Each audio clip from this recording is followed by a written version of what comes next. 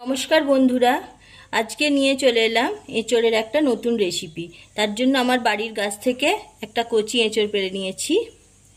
দেখুন এখনো আঠা ঝরছে। এবার এঁচড়টা আমি কেটে নেব। হাতে একটু তেল মেখে নেব এবং বঁটিতেও একটু তেল মাখিয়ে নেব। নিয়ে এঁচড়টা কেটে নিচ্ছি।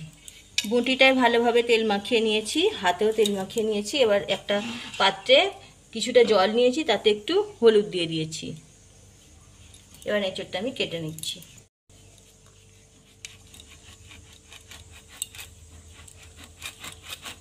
এঁচড়টা কাটা হয়ে গেছে। এই হলুদ জলে এইভাবে ধুয়ে নিলে কষটা উঠে যায়। এবার ভালোভাবে ধুয়ে আমি একটা প্রেসার কুকার নিয়েছি। প্রেসার কুকারে এঁচড় আর দুটো আলু কেটে নিয়েছি, ভালোভাবে সিদ্ধ করে নেব। কচি এঁচড় তো, সেই জন্য প্রেসার কুকারে সিদ্ধ করলে তাড়াতাড়ি হয়ে যাবে। দিয়ে দিচ্ছি একটু হলুদ,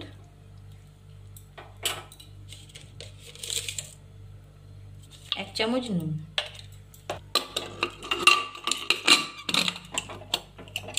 এঁচড় আলু সিদ্ধ হয়ে গেছে, জলটা ঝরিয়ে নিয়েছি। এবার একটা কড়াই বসিয়ে দিয়েছি। কড়াইতে দিয়ে দিচ্ছি সরষের তেল। আমি সরষের তেল দিয়েই পুরো রান্নাটা করব।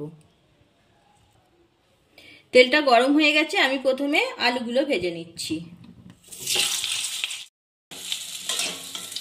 আলুগুলো ভাজা হয়ে গেছে, তুলে নিচ্ছি। এঁচড়গুলো ভেজে নিচ্ছি।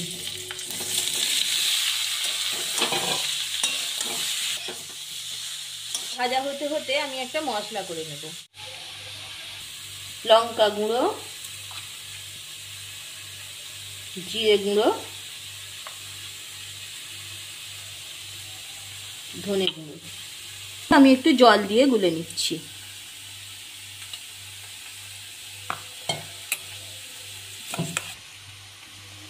আর দিয়ে দিচ্ছি কাশ্মীরি লাল লঙ্কার গুঁড়ো, এটা কালারের জন্য দিচ্ছি।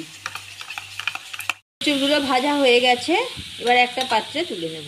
তেল দিয়ে দিয়েছি। এবার আমি ফোড়নে দিচ্ছি শুকনো লঙ্কা, তেজপাতা, দারুচিনি টুকরো করে দিলাম, আর লবঙ্গ, দুটো এলাচ ফাটিয়ে দিচ্ছি। দিয়ে দিচ্ছি একটু জিরা।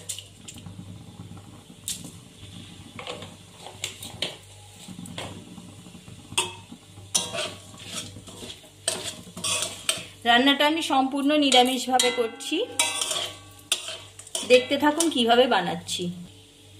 এবার ছোট করে টমেটো কুচি করে রেখেছি, দিয়ে দিচ্ছি। দিয়ে দিচ্ছি আদা।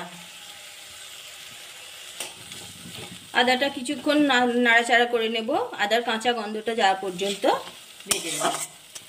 চিনি, এবার আগে থেকে রেডি করে রাখা মশলাটা দিয়ে দিচ্ছি। মশলাটা দিয়ে ভালোভাবে কষাতে থাকবো। কত সুন্দর কালারটা এসেছে দেখুন। পুরো ভিডিওটা দেখতে থাকুন, আমার চ্যানেলটা সাবস্ক্রাইব করে পাশে থাকুন। এঁচড়টা আজকে আমি একটু অন্যরকম ভাবে বানাচ্ছি। এখানে নিয়ে নিয়েছি ফ্রেশ নারকেলের পুরো হাফ মালা, এটা দিয়ে দিচ্ছি।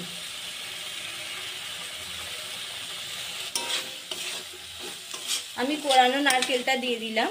আপনারা ইচ্ছে করলে নারকেলটা দুধ বার করেও দিতে পারেন।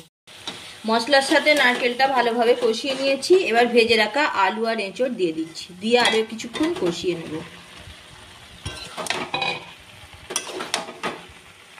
ভালোভাবে কষানো হয়ে গেছে, এবার দিয়ে দিচ্ছি জল,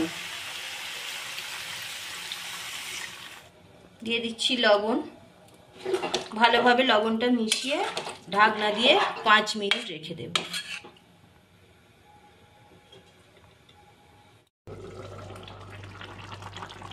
তেঁতুলের কাঠ দিয়ে দিচ্ছি, হালকা একটু টক টক ভাব হবে,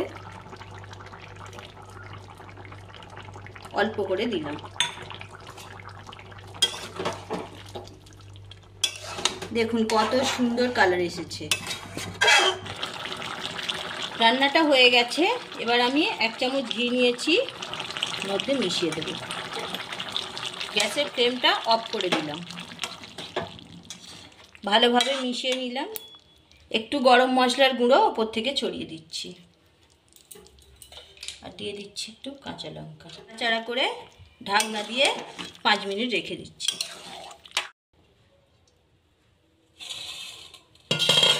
কত সুন্দর কালার এসেছে দেখুন। এইভাবে আপনারা বাড়িতে বানিয়ে দেখবেন, দেখুন কত সুন্দর লাগছে। এই রেসিপিটা আমাদের বাড়িতে সবাই খেতে খুব ভালোবাসে। কেমন লাগলো রেসিপিটা একটা কমেন্ট করে জানাবেন, লাইক শেয়ার করবেন।